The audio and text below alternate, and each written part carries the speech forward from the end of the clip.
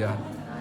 Assalamualaikum warahmatullahi wabarakatuh. Waalaikumsalam warahmatullahi wabarakatuh.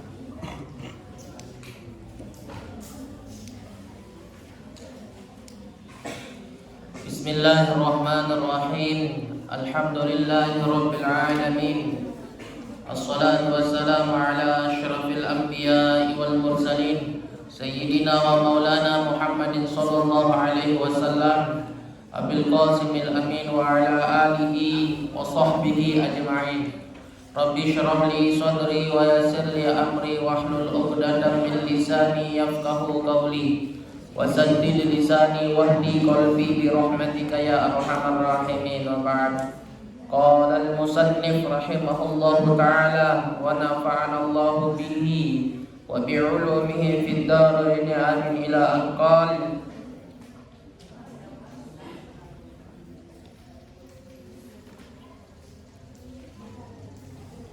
faslun syurutu jam'i takhiril isnani. Silakan dibuka halaman ke-17.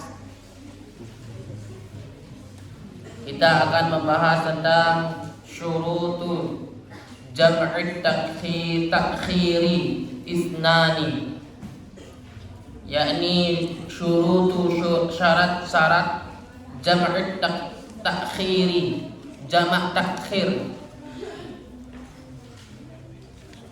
Dan kemarin kita sudah membahas tentang jamak takdim. Sekarang kita membahas tentang jamak takhir, yang dimana jamak takdim itu artinya mengumpulkan sholat pada waktu yang pertama. Misalkan sholat zuhur dengan sholat asar, maka sholat asar dikerjakan pada waktu zuhur. Begitu pula dengan sholat maghrib bersama sholat isya. Sholat isya dikerjakan pada waktu maghrib. Nah, beda pula dengan jamak takhir, yakni yang sholat zuhur kita kerjakan pada waktu asar, yang sholat maghrib kita kerjakan pada waktu isya. Yang namanya jamak hukumnya mubah, yakni boleh. Beda dengan hukum kasar. Hukum kasar itu artinya sunnah, dalam arti kita mendapatkan kesunahan yang dianjurkan oleh Nabi Muhammad sallallahu alaihi wasallam. Nah, namun lebih daripada itu kita akan menuntaskan daripada pembahasan ke berikutnya terkait tentang syarat jamak takhir. Itu ada dua.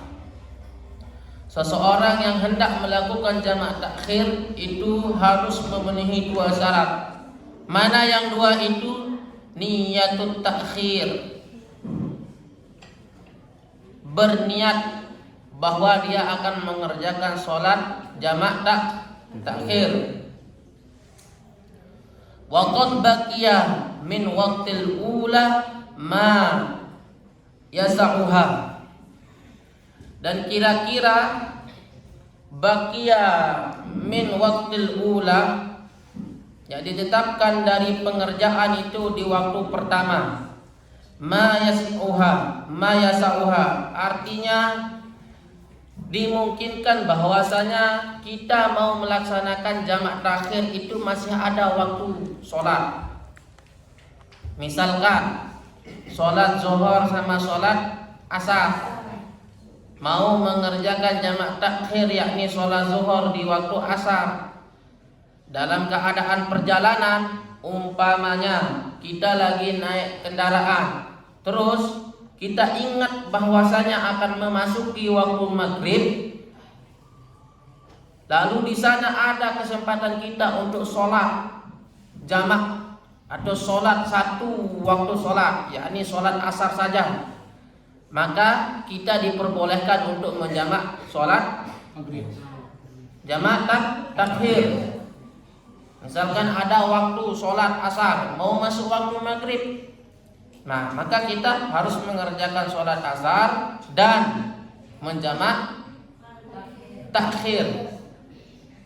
Kalau lebih daripada waktu itu, bisa dikatakan kita akan mengqadha sholat. Jadi di sini kita ada waktu untuk melaksanakan daripada jamak takhir.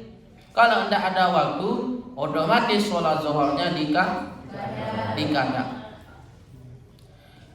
Namun ada syarat dan ketentuan yang harus kita lakukan dalam menjamak sholat ini. Nah, itu kemarin sudah kita bahas syarat-syarat jamak takdim.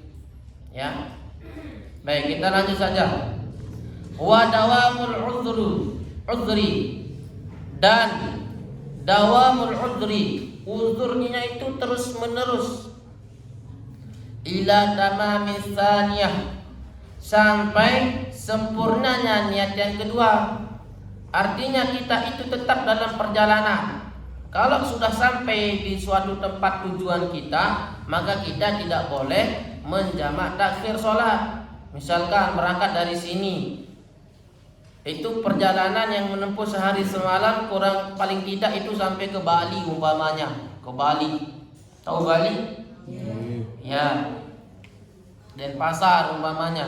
Itu kita katakan saja menempuh perjalanannya itu sehari semalam.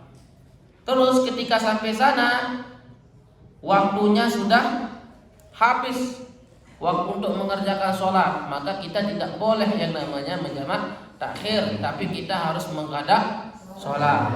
Nah, mungkin kita ini agak bingung, kalian terutama, apa yang kena sembahyang jamak takhir, jamak takdim. Nah, insyaallah di lain waktu kita akan coba praktek. Oke, coba praktek bagaimana cara menjamak. Apakah setelah menjamak takdim itu kita ngopi dulu, baru sholat lanjutnya, baru kita lanjut sholat, maksud saya. Atau jamak takhirnya itu kita tidur dulu, baru kita lanjut sholat yang belum dikerjakan, yakni jamak takhir. Jadi kemarin dari dulu saya menjanjikan kalian untuk praktek, tapi belum terlaksanakan sampai sekarang. Insyaallah nanti coba kita akan praktek, baik dari yang namanya mengkafani jenazah, ya, sampai dengan jamak sholat ini sendiri. Karena bab kita ini sudah mau habis.